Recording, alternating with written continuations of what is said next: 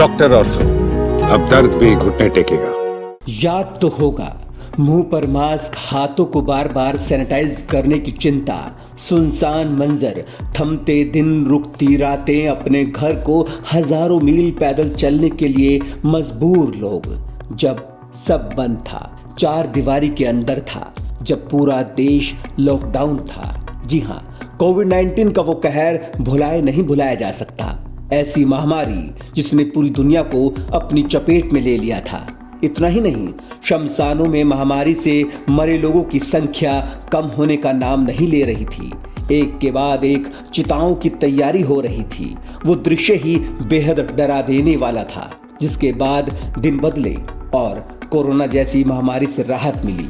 लेकिन अब लगता है कि कोरोना अभी भी खत्म नहीं हुआ, क्योंकि कोरोना वायरस फिर से डराने लगा है।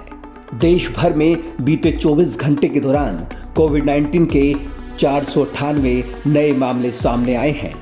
इसी के साथ देश भर में कोरोना के एक्टिव केसों की संख्या 5,364 तक पहुंच गई है। वहीं स्वास्थ्य मंत्रालय और राज्यों से मिली जानकारी के मुताबिक बीते 24 घंटे में 4 लोगों की मौत हो चुकी है। केंद्र सरकार के स्वास्थ्य मंत्रालय की ओर से शुक्रवार को जारी आंकड़ों के मुताबिक भारत में कोविड-19 के सक्रिय मामलों की संख्या 5,000 के आंकड़ों को पार कर 5,364 तक पहुंच गई, जबकि केरल कोरोना से सबसे ज्यादा प्रभावित राज्य बना हुआ है। जिसके बाद कोरोना से प्रभावित राज्यों में गुजरात, पश्चिम बंगाल और दिल्ली हैं। केरल में कोरोना वायरस के मामलों में अचानक से तेजी आई है। पिछले 24 घंटे में 192 नए केस दर्ज किए गए हैं और 2 मरीजों की मौत हो गई।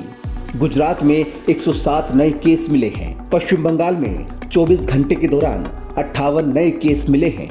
साथ ही राष्ट्रीय राजधानी दिल्ली में 24 घंटे के अंदर 30 नए केस मिले हैं। वहीं बढ़ते मामलों को देखते हुए केंद्र सरकार ने कोविड-19 के लिए सुविधा स्तरीय तैयारियों की जांच के लिए मॉक ड्रिल कराने के निर्देश दिए हैं।